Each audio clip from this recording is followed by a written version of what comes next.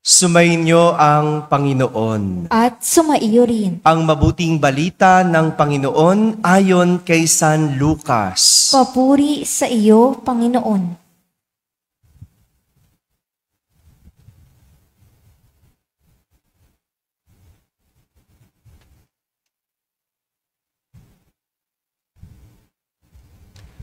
Noong panahong iyon, sinabi ni Jesus sa kanyang mga alagad, "Maging handa kayo at sindihan ang inyong mga ilawan.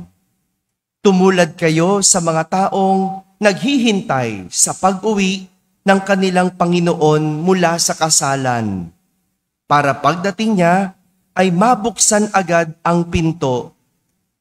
Mapalad ang mga alipin na naabutang nagbabantay pagdating ng kanilang Panginoon. Sinasabi ko sa inyo, maghahanda siya, padudulugin sila sa hapag at maglilingkod sa kanila. Mapapalad sila kung maratnan niya silang handa, dumating man siya ng hating gabi o madaling araw siya dumating. Tandaan ninyo ito. Kung alam lang ng puno ng sambahayan kung anong oras darating ang magnanakaw, hindi niya pababayaang pasukin ang kanyang bahay. Kayo may dapat humanda, sapagkat darating ang Anak ng Tao sa oras na hindi ninyo inaasahan."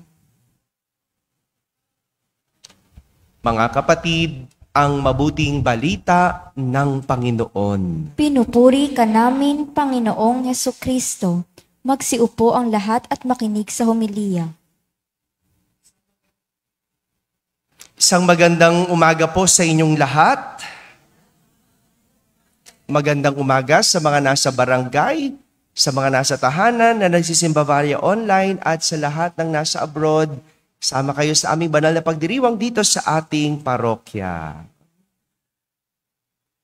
Bago tayo magsimula ng ating pagninilay, nais kong mag-imagine kayo. No? Marunong ba kayo mag-imagine? Ha? Magaling ba kayo mag-imagine? Ha?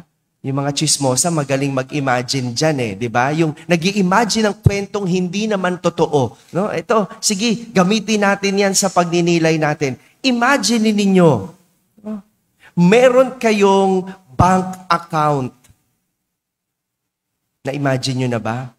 Ang bilis nyo mag-imagine. Talaga, pagdating sa pera, di ba? Imagine niyo, meron kayong bank account. No? Kahit wala naman, sige, imagine natin. No? Kunwari, no? Meron tayong bank account. No? At sa bank account na iyon, may nakadepositong 86,400. 86,400. Imagine niyo, araw-araw may pumapasok na pera na 86,400. Hanggang doon pa lang yung pag-i-imagine, ha? Huwag niyo muna imaginein kung anong gagawin, no? Pero tuwing matatapos ang araw, mawawala ito. Walang matitira kahit piso. 86,400. Tuwing gabi, mawawala ang 86,400. Ngayon, ang tanong, ano ang gagawin mo sa 86,400?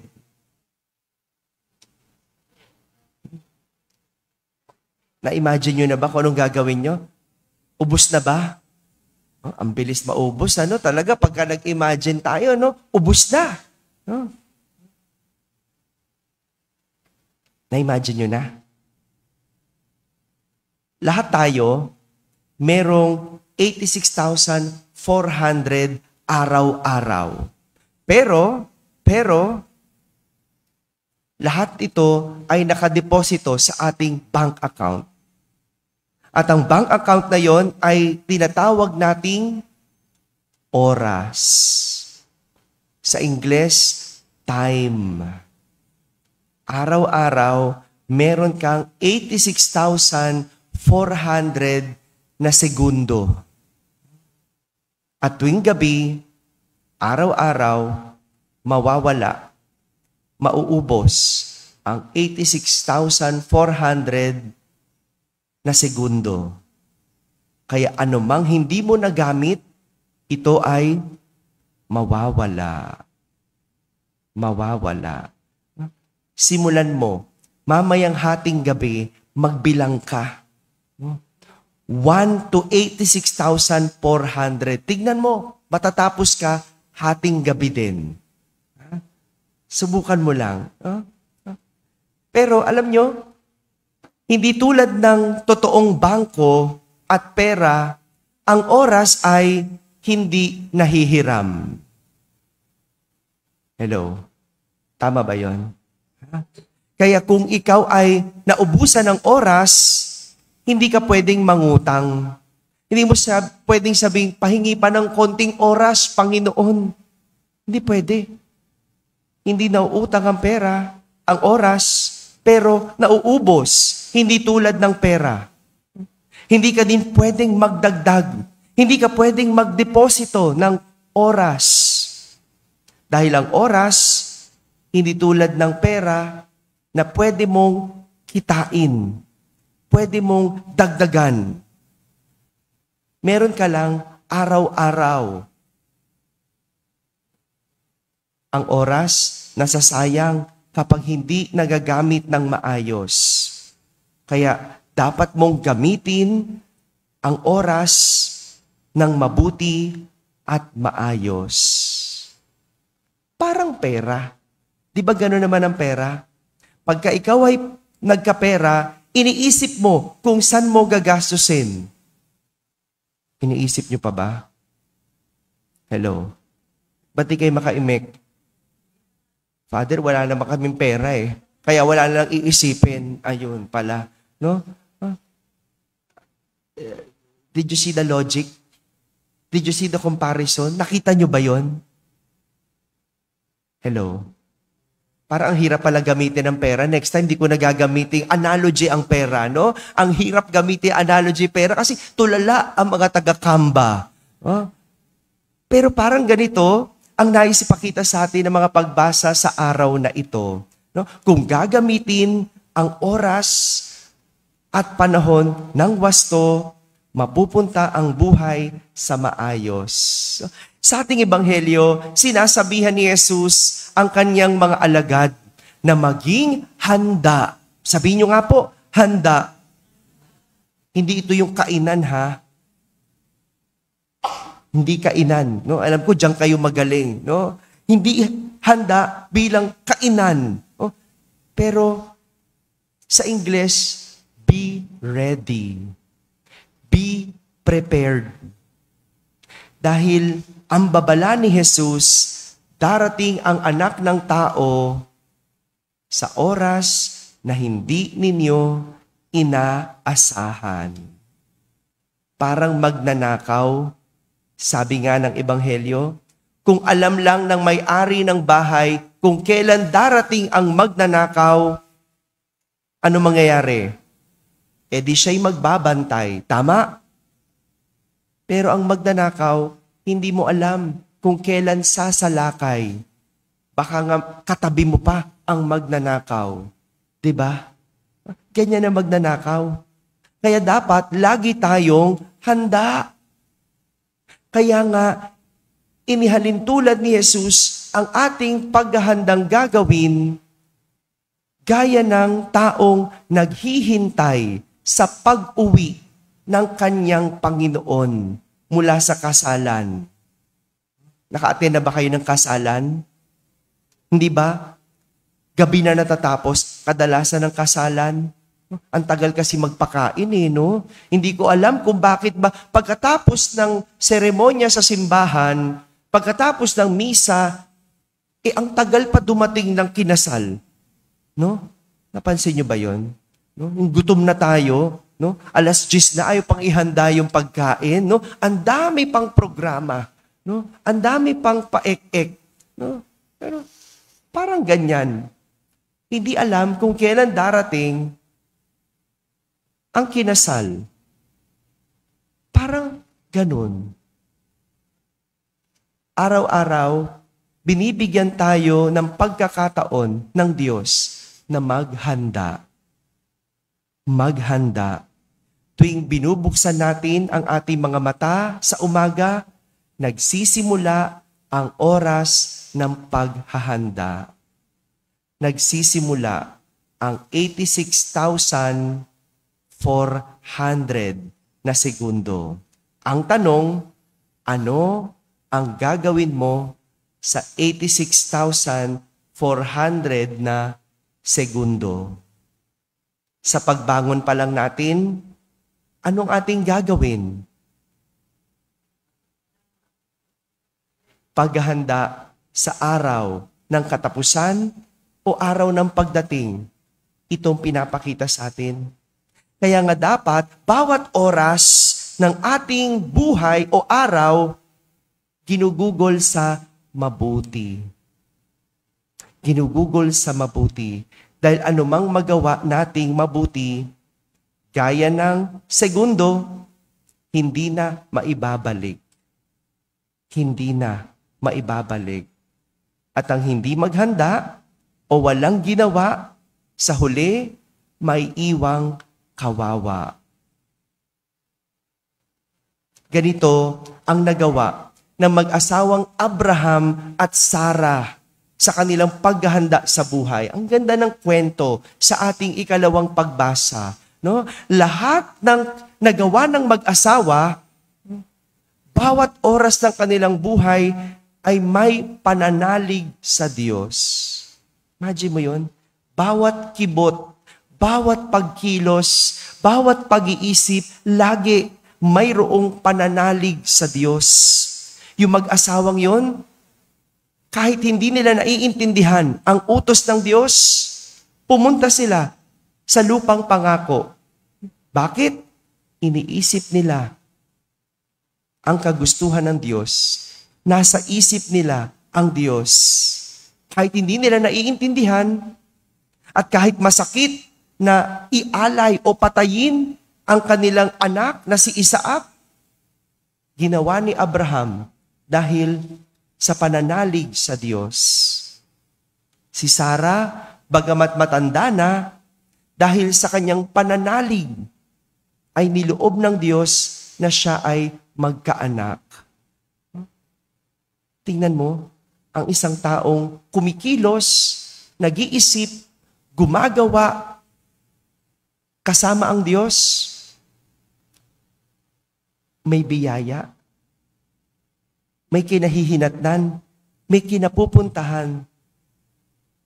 Si Abraham at Sarah, bagamat mahirap at masakit ang kanilang pinagdaanan sa kanilang buhay, hindi ito naging dahilan para isawalang bahala ang kanilang araw.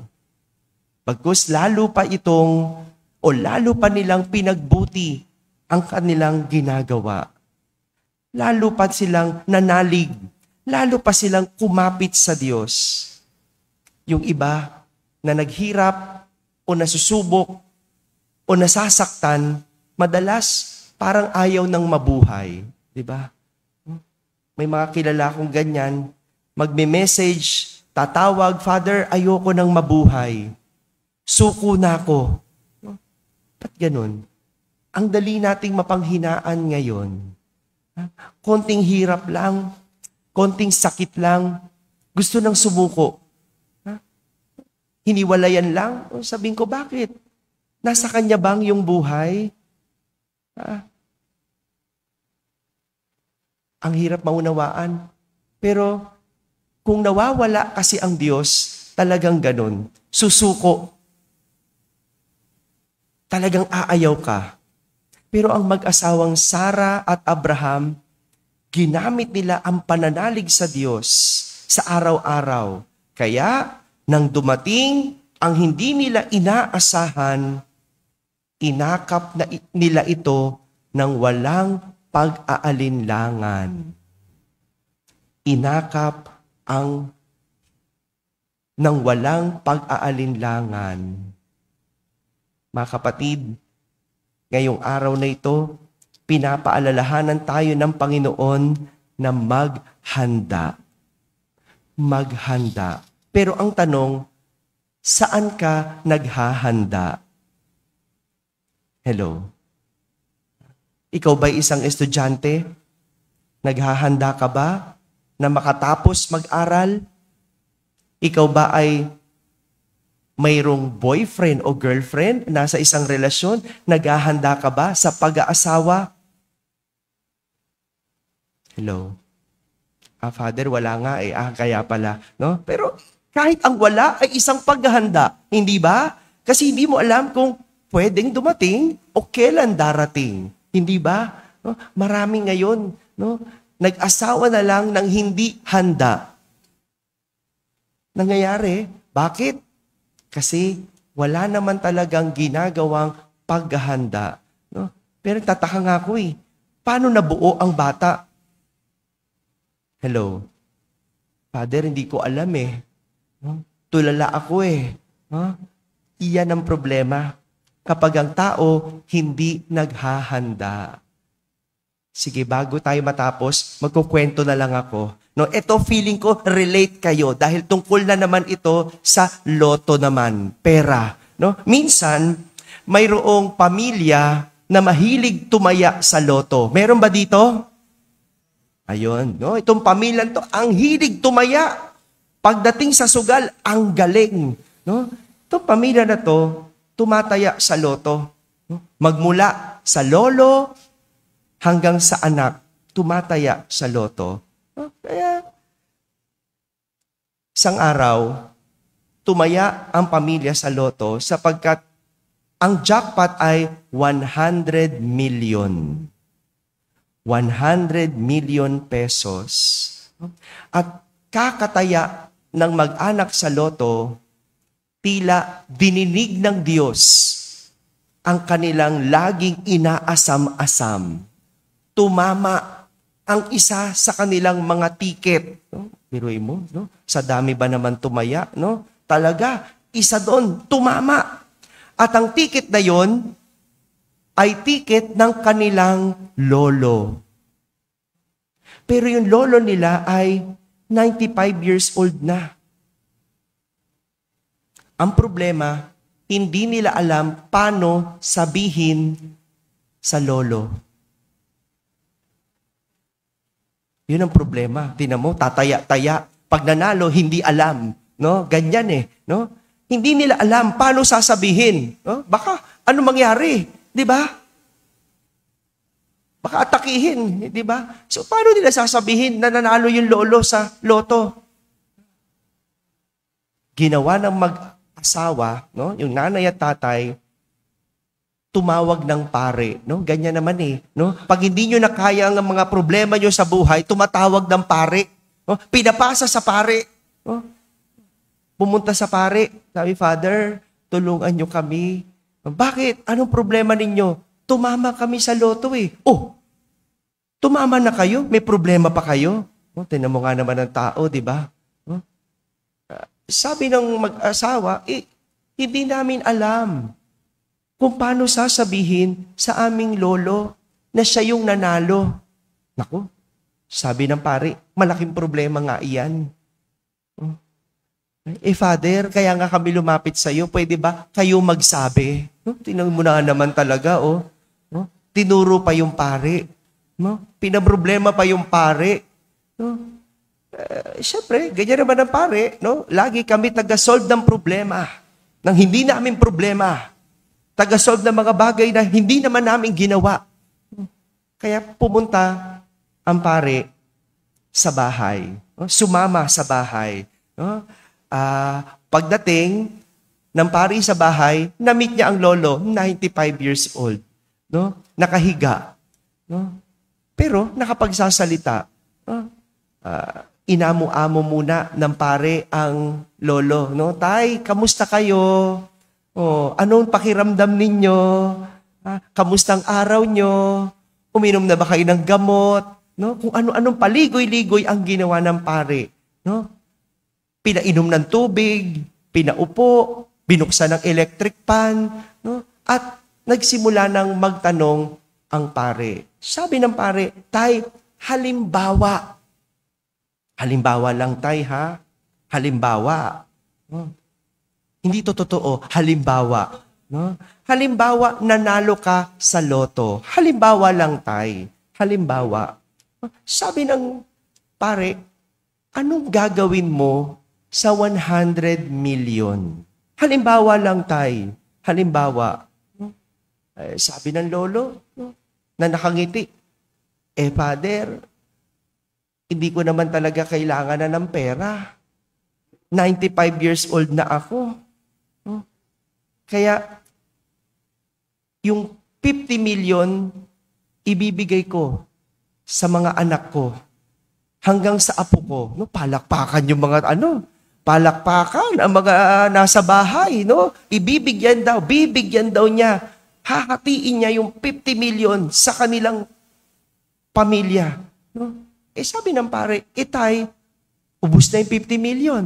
Ano gagawin mo? Halimbawa lang, sa 50 million. Sabi ng lolo, Father, yung 50 million, ibibigay ko sa'yo. Idodonate ko sa simbahan. At hinimatay ang pare.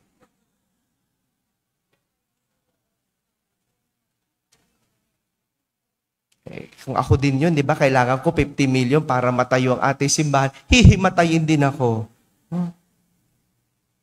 Hindi handa yung pare. At marami sa atin, ganyan ang kwento. Natatawa tayo, pero dumarating ang mga pagkakataon, dumarating ang mga biyaya ng Diyos na hindi tayo handa. Kaya ano nangyayari? Nauuwi sa wala. Nasasayang at nauuwi sa lahat. Mga kapatid, walang ibang paraan ng paghahanda kundi ang gamitin ang bawat oras sa mabuti at tama. Dahil ang taong handa, kapag dumating ang oras, tatanggap ng biyaya. At ang hindi naghanda, mauuwing kawawa. Amen? Amen. Nice kung anyayahan lang po yung ating mga online mass goers. No? Pwede po kayong mag-pledge. No? Maari po kayong mag-pledge at mag-send lang po kayo ng message kasi may mga nagtatanong kung paano mag-pledge yung mga nasa abroad. Maari po kayong mag-send ng message po ng inyong pagnanais na mag-pledge at kami po ay magbibigay sa inyo ng pledge form, ganun din ng pledge card at ganun din kung saan nyo po pwedeng ipadala ang inyong mga pledge o mga donasyon. Maraming salamat po. Ika nga, failure to prepare is a preparation to failure. Ang mabigong maghanda ay paghahanda sa kabiguan. Anumang aspeto ng buhay, kapag hindi ka handa o hindi ka naghahanda, sa huli may iwang kawawa. Sumainyo ang Panginoon. At sumaiyo rin. Pagpalain kayo ng makapangyarihang Diyos, Ama at Anak at Espiritu Santo. Amen. Tapos na po ang ating pagdiriwang, humahiking taglay ang pag-ibig at kapayapaan ni Kristo. Salamat sa Diyos.